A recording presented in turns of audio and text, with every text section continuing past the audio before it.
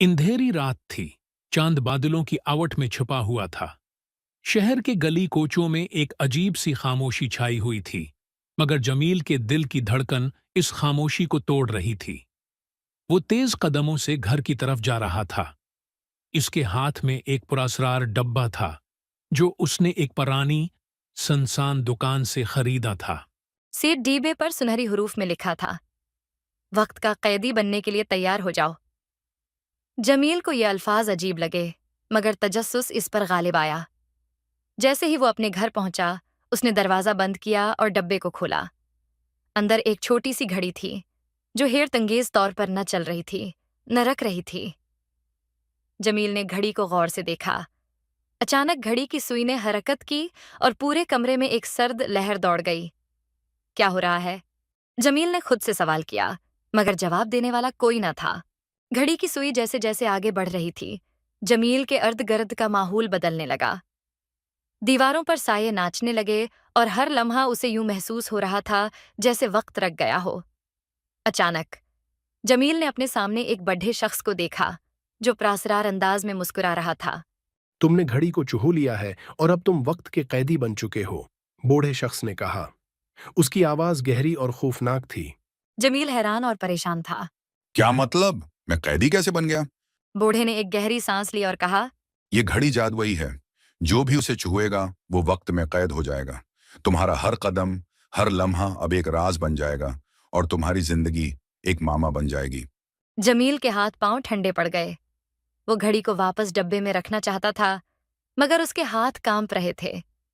जैसे ही उसने घड़ी को वापस रखा, कमरे की फजा में एक और तब्दीली आई।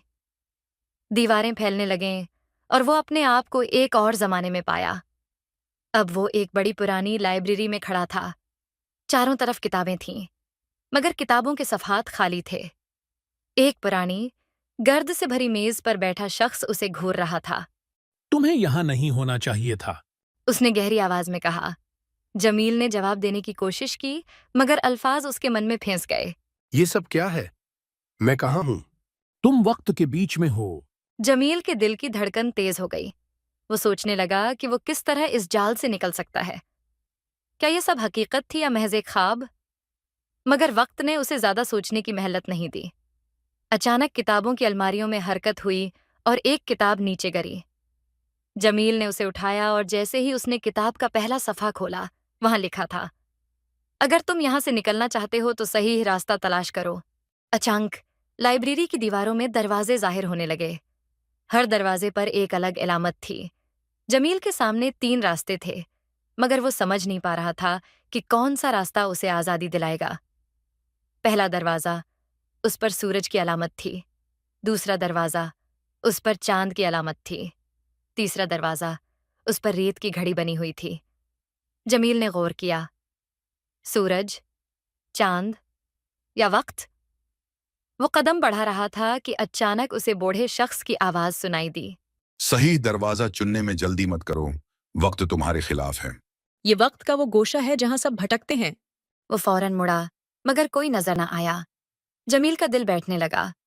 उसने रेत पर चलना शुरू किया, मगर हर कदम उसे मजीद दौड़ ले जा रहा था। अचानक उसके सामने एक कदीम इमारत के खंडर नमूदार हुए। उसने सोचा कि शायद यहाँ कोई सुराग मिल जाए। जब वो खंडरात के करीब पहुंचा, तो उसने दीवार पर एक तहरीर देखी। जो वक्त को काबू में करना चाहता है, वो खुद वक्त का कैदी बन जाता है। ये जमला जमील के दिल में एक खौफनाक एहसास छोड़ गया।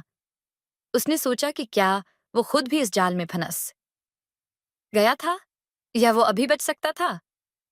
अचानक उसके हाथ में मौजूद घड़ी ने फिर से हरकत की।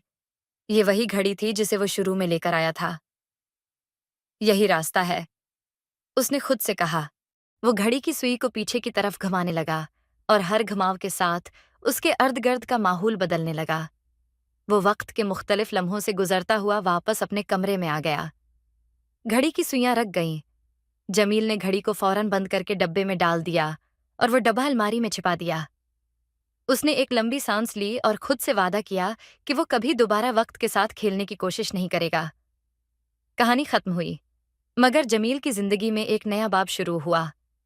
वो जान चुका था कि हर लम्हा कीमती होता है اور وقت کو قابو میں کرنے کی خواہش اکثر انسان ہوتا ہے کو خود ہی وقت کا غلام بنا دیتی ہے۔ نتیجہ، ہر لمحے کی قدر کرو اور کبھی بھی وقت کو کم نہ سمجھو۔